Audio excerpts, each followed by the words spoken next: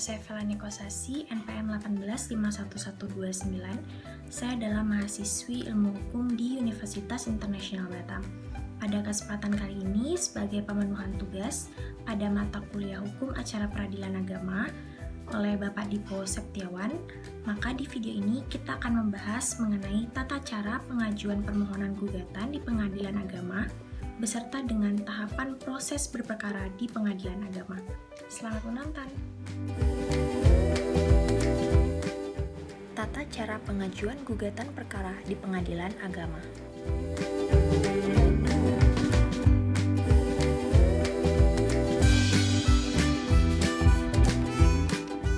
Tahap pertama, pihak berperkara datang dengan membawa surat gugatan atau permohonan ke Pengadilan Agama.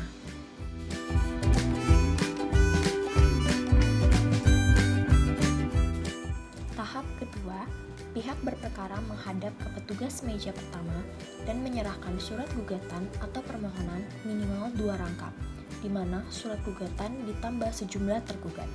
Tahap ketiga, petugas meja pertama dapat memberikan penjelasan yang dianggap perlu mengenai perkara yang diajukan dan menaksir panjar biaya perkara yang kemudian akan ditulis dalam surat kuasa untuk membayar atau SKUM, dengan catatan bagi yang tidak mampu dapat diizinkan berperkara secara prodeo atau cuma-cuma dengan melampirkan surat keterangan dari lurah yang dilegalisasi oleh camat, sehingga panjar biaya perkara ditaksir Rp0.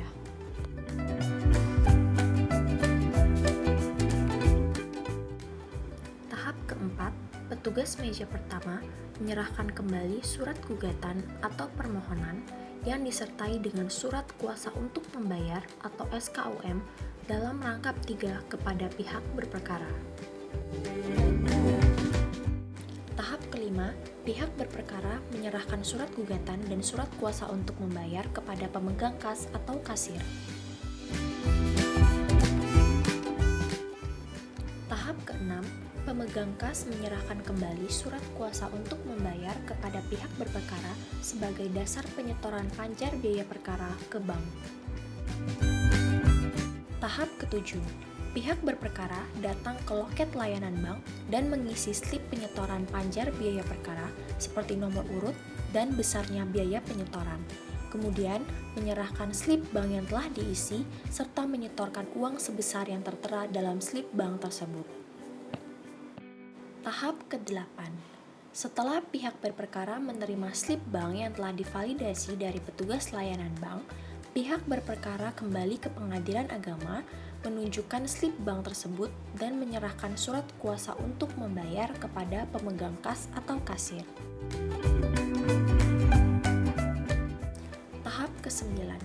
Setelah meneliti slip bank, pemegang kas memberi tanda lunas dalam surat kuasa untuk membayar, kemudian menyerahkan kembali kepada pihak berperkara. Tahap ke-10. Pihak berperkara menyerahkan surat gugatan sebanyak jumlah tergugat ditambah 2 rangkap, serta tindasan pertama surat kuasa untuk membayar kepada petugas meja kedua.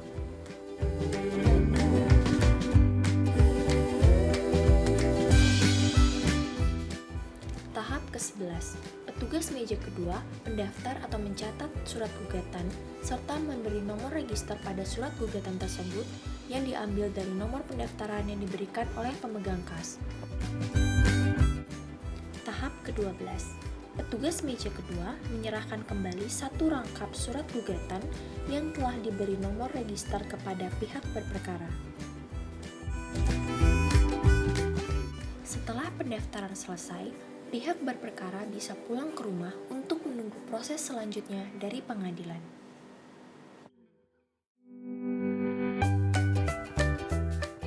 Pihak-pihak berperkara akan dipanggil oleh jurusita atau jurusita pengganti untuk menghadap ke pengadilan setelah ditetapkan susunan majelis hakim dan hari persidangan.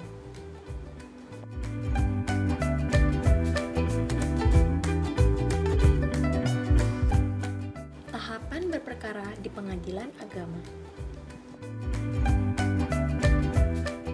Setelah para pihak mendapat panggilan dari pengadilan, maka para pihak datang ke Pengadilan Agama dan segera mendaftarkan diri di piket meja informasi.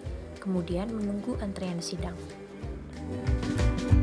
Pada perkara perceraian, baik cerai gugat maupun cerai talak, hakim wajib mendamaikan kedua belah pihak, di mana kedua belah pihak bebas memilih hakim mediator yang tersedia di pengadilan agama.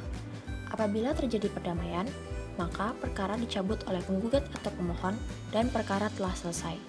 Namun, apabila tidak terjadi perdamaian, maka proses pemeriksaan perkara perceraian pun dilanjutkan.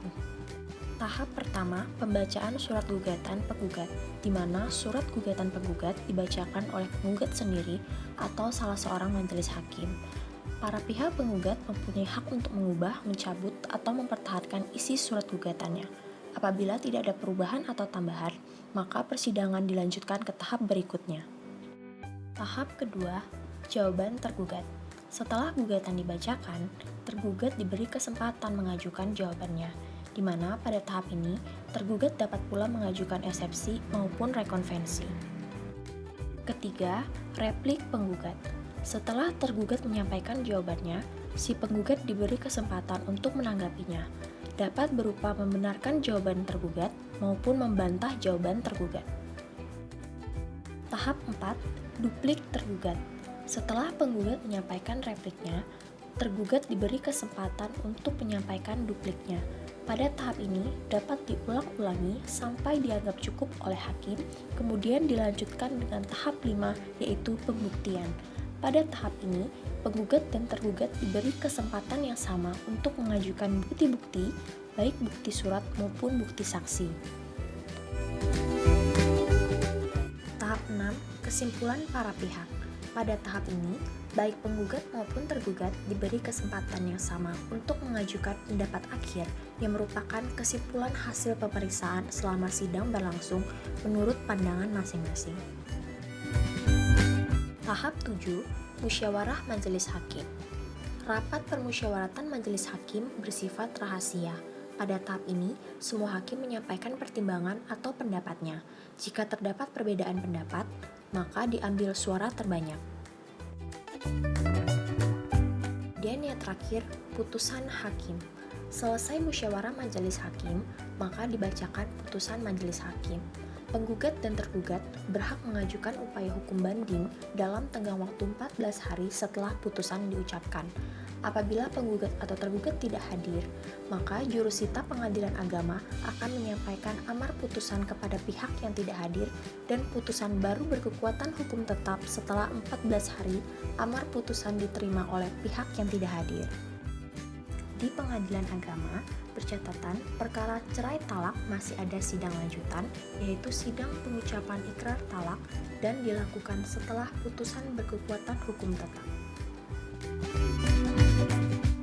Sekian video ini, semoga bermanfaat bagi kita semua.